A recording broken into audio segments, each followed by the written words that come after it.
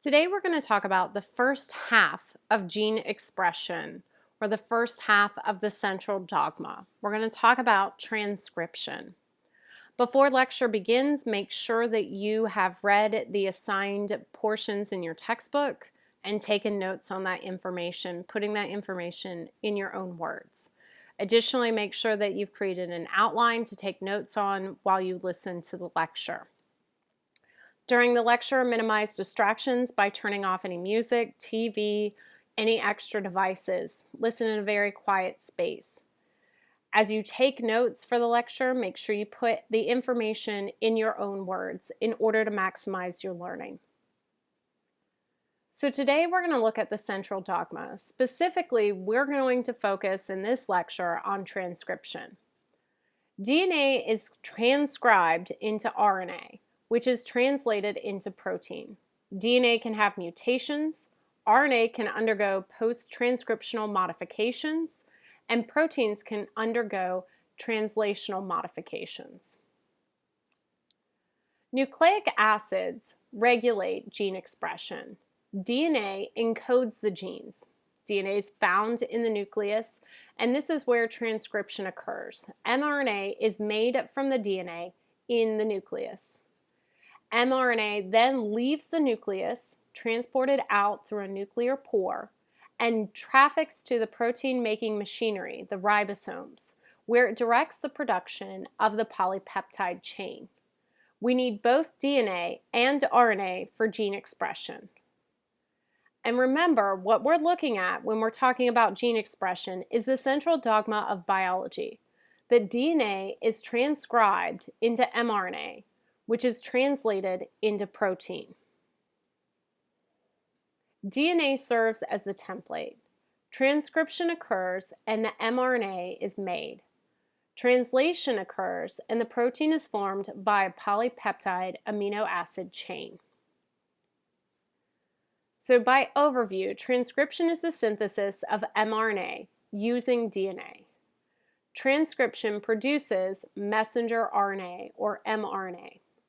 Translation is the synthesis of the polypeptide, which uses the mRNA to make a polypeptide chain of amino acids in the ribosomes.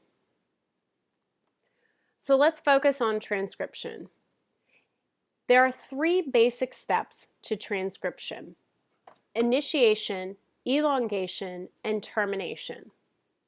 In initiation, RNA polymerase binds near the promoter region and begins the elongation, where DNA is unwound and the RNA transcript begins to form complementary to the template strand. Nucleotides bind to the template strand and are covalently connected in the 5' to 3' direction.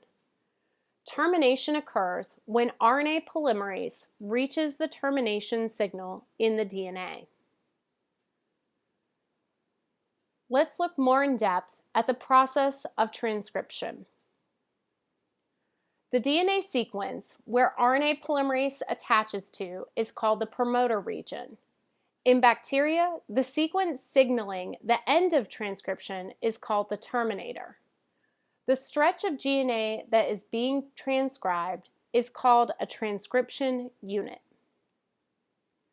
Promoters signal the transcription start point and usually extend several dozen nucleotide pairs upstream of the start point. Transcription factors mediate the binding of RNA polymerase and initiate transcription.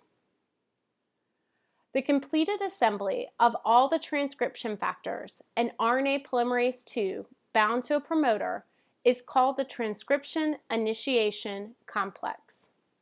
A promoter DNA sequence called a Tata box is crucial in forming the initiation complex sequence in eukaryotes. As RNA polymerase moves along the DNA, it unwinds the double helix, and it does so at about 10 to 20 bases at a time. Transcription progresses at a rate of approximately 40 nucleotides per second in eukaryotes. A gene can be transcribed simultaneously by several RNA polymerases. The mechanism of termination is different for both bacteria and eukaryotes.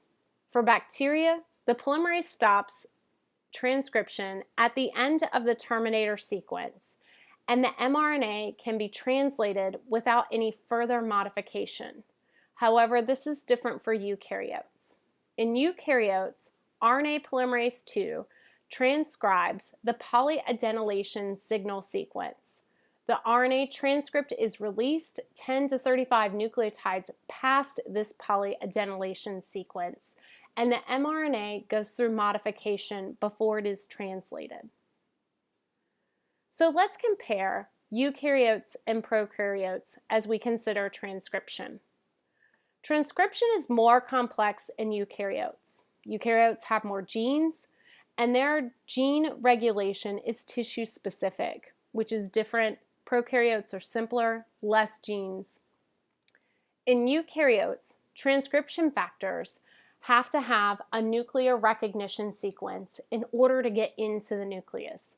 Prokaryotes do not have this nucleus, and so their transcription factors aren't as complex. Eukaryotes have negative regulators that can hinder activator proteins or can repress RNA polymerase. Prokaryotes do not have these repression mechanisms. In eukaryotes, methylated DNA silences genes and hinders its expression. The methylation occurs near CG islands in the DNA. In prokaryotes, methylation does not actually silence genes. In fact, methylation is an indicator of newly synthesized DNA. There are several post-transcriptional modifications that are made to mRNA. RNA capping is necessary for proper exit out of the nucleus. RNA capping also enables the binding of mRNA to the ribosome. Capping is the attachment of a 7-methylguanosine to the 5' end.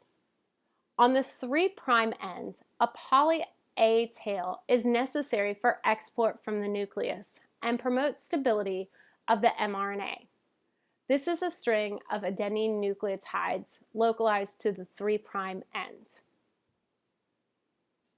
There are a few other post-transcriptional modifications that can be made to mRNA.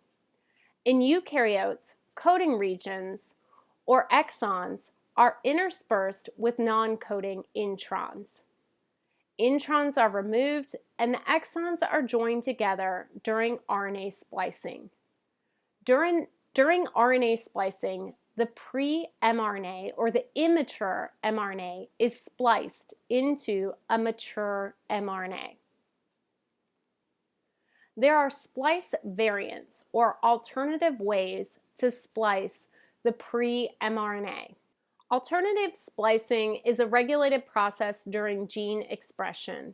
It's also another post-transcriptional modification made to mRNA.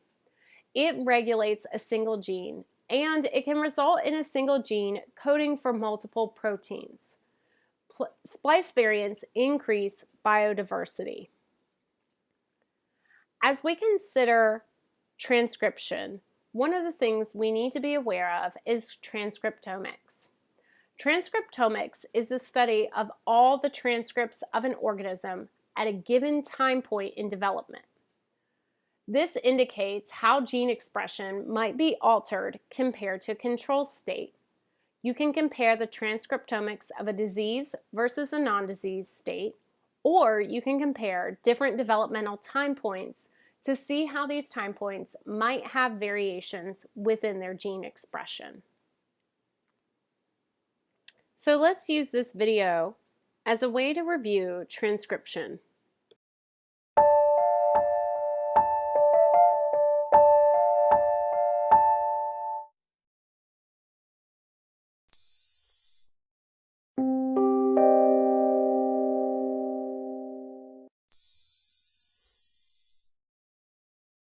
Transcription is the process of making RNA from a DNA template. Several key factors are involved in this process, including DNA, transcription factors, RNA polymerase, and ATP. Transcription begins with a strand of DNA. It is divided into several important regions. The largest of these is the transcription unit. This portion of the DNA will be used to produce RNA. Upstream of the transcription unit is the Tata box. An enhancer region may also be involved. Several complexes, known as transcription factors, are required for successful transcription. The first is TF2D, the largest of the general factors. A component of this factor, TBP, binds to the DNA using the Tata box to position TF2D near the transcription initiation site.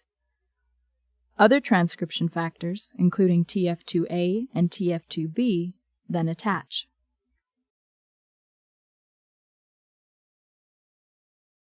These complexes prepare the DNA for the successful binding of RNA polymerase.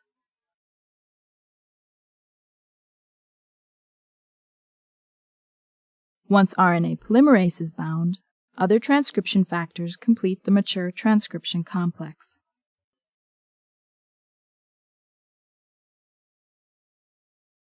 Now energy must be added to the system for transcription to begin. This energy is provided by the reduction of ATP into ADP and PI. RNA polymerase then synthesizes an RNA template from the strand of DNA. Most factors are released after transcription begins. When the end of the transcription unit is reached, the RNA polymerase dissociates and the newly formed strand of RNA is released.